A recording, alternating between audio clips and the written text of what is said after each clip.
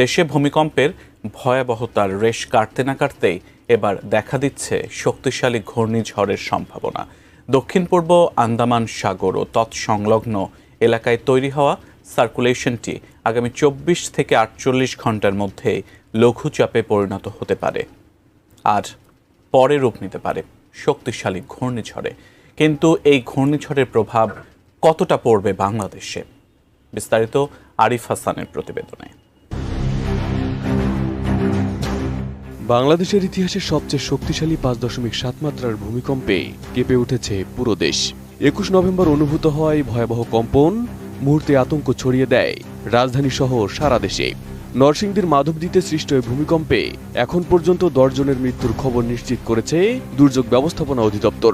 আহত হয়েছেন ৪৫০-র বেশি মানুষ, ক্ষতিগ্রস্ত হয়েছে অসংখ্য ভবন। ভয়ার্ত সেই দিনের রেশ কাটতে না কাটতেই আবারও কেঁপে ওঠে দেশ।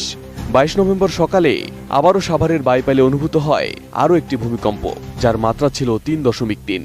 উৎপত্তিস্থলও ছিল বাইপাইলেই। এদিকে পরপর ২ দিনের কম্পনে আতঙ্ক ছড়িয়েছে সাধারণ মানুষের মধ্যে। ঠিক এমন সময়ই আসে আরেক দুঃসংবাদ। ভূমিকম্পের আতঙ্ক কাটতে না কাটতেই এবার নেমে আসতে পারে আরেক প্রাকৃতিক বিপর্যয়, ঘূর্ণিঝড়। নতুন বাংলাদেশ গড়তে এলো জুলফিকার স্টিল। জুলফিকার স্টিল, ইস্পাত দৃঢ় অঙ্গীকার। Bangladesh weather observation team BWOT জানায়, দক্ষিণ পূর্ব আন্দামান সাগর ও এর তৎসংলগ্ন এলাকায় তৈরি হয়েছে একটি সার্কুলেশন। এটি আগামী ২৪ থেকে ৪৮ ঘন্টার মধ্যেই লঘুচাপে রূপ নিতে পারে। আর সেই লঘুচাপ পরবর্তীতে শক্তিশালী ঘূর্ণিঝড়ে পরিণত হওয়ার সব ধরনের সম্ভাবনাই রয়েছে। তবে ঘূর্ণিঝড়টি এখনো বাংলাদেশে আঘাত আনবে কিনা তা নিশ্চিত নয়। BWOT জানিয়েছে, এর গতিপথ সম্পর্কে স্পষ্ট ধারণা পাওয়া যাবে আরও ৩ থেকে ৪ দিনের মধ্যে। তবুও সতর্কবার্তা স্পষ্ট, ঘূর্ণিঝড়ের প্রভাবে মাস শেষে বাংলাদেশে বৃষ্টি, দমকা হাওয়া ও উপকূলীয় অস্থিরতা দেখা দিতে পারে। একই সঙ্গে শীতের আগমন নিয়েও অস্থিরতার কথা জানিয়েছে BWOT। তাদের হিসেবে নভেম্বরের বাকি দিনগুলোতে শৈত্যপ্রবাহের সম্ভাবনা খুবই কম, বরং মাঝে মাঝে তাপমাত্রা বাড়বে আবার কমবে। ফলে আবহাওয়া থাকবে সম্পূর্ণ অনিশ্চিত।